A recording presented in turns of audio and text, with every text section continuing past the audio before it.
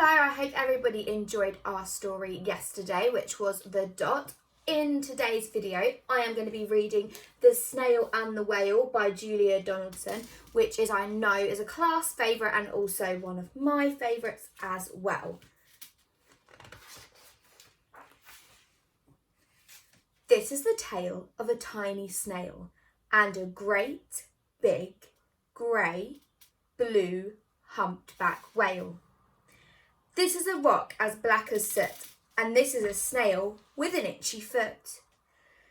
The snail slithered all over the rock and gazed at the sea and the ships in the dock.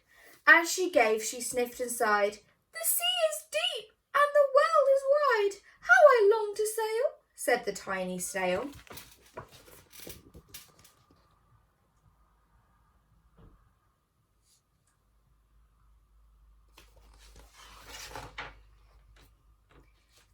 These are the other snails in the flock, who all stuck tight to a smooth black rock, and said to the snail with the itchy foot, "Be quiet, don't wriggle, sit still, stay put."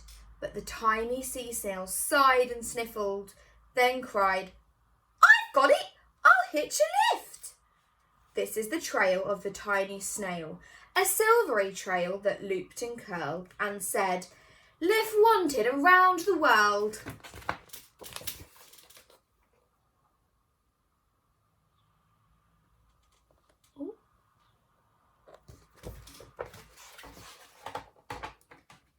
This is the whale who came one night, when the tide was high and the stars were bright, a humpback whale, immensely long, who sang to the snail a wonderful song of shimmering ice and coral caves and shooting stars and enormous waves.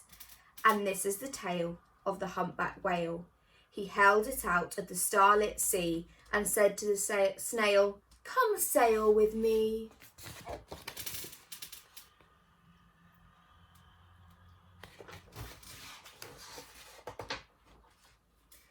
This is the sea, so wild and free, that carried the whale and the snail on his tail to towering icebergs and far-off lands.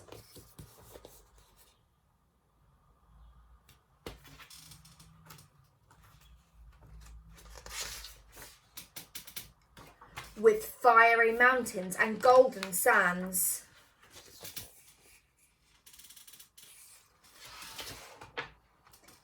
These are the waves that arched and crashed, that foamed and frolicked and sprayed and splashed the tiny snail on the tail of the whale. These are the caves beneath the waves, where stripy fish with feathery fins and sharks with hideous toothy grins swam around the whale and the snail on his tail. It's a bit of a tongue twister, this book.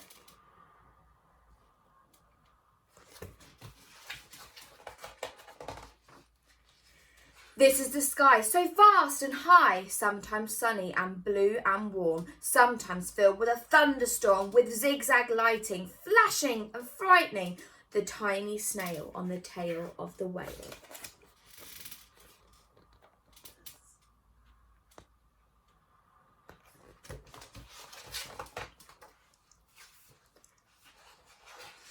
And she gazed at the sky, the sea, the land, the waves and the caves and the golden sand. She gazed and gazed, amazed by it all, and she said to the whale, "I feel so small."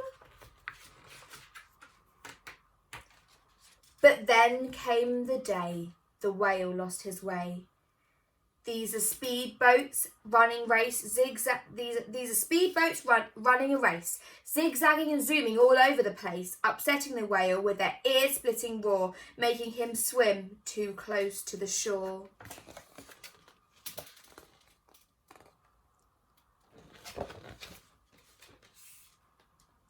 This is the tide slipping away.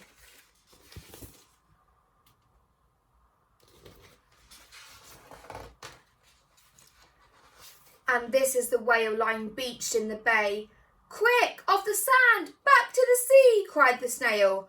"I can't move on land, I'm too big," moaned the whale. The snail felt helpless and terribly small. Then, "I've got it," she cried, and started to crawl. "I must not fail," said the tiny snail.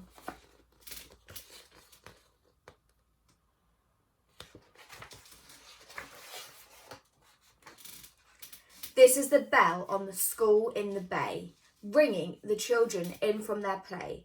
This is the teacher holding her chalk, telling the class, "Sit straight, don't talk." This is the board as black as soot, and this is the snail with the itchy foot. "A snail, a snail!" The teacher turns pale. "Look," said the children, "it's leaving a trail." This is the trail of the tiny snail, a silvery trail saying, "Save the whale."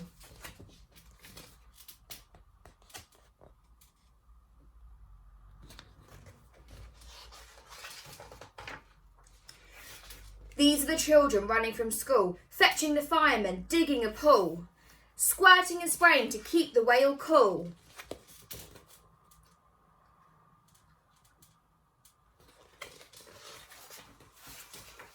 Oh. This is the tide coming into the bay, and these are the villagers shouting "Hooray!" as the whale and the snail travel safely away.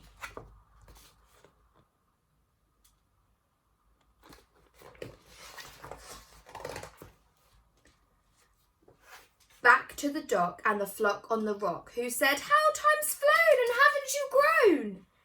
And the whale and the snail told their wonderful tale of shimmering ice and coral caves and shooting stars and enormous waves, and how the snail, so small and frail, with her looping, curly, silvery trail, saved the life of the humpback whale. Then the humpback whale held out his tail, and on crawled snail after snail after snail.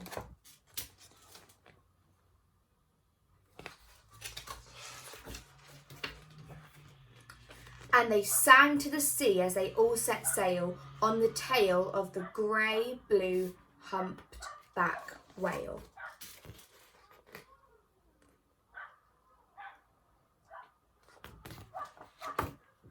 And that is the end of our story today. I hope you enjoy me reading stories, and if you would like to request a story, just message me on Seesaw, and then I will try and see if I've got it, or maybe if I could borrow it from the school's library. See you later.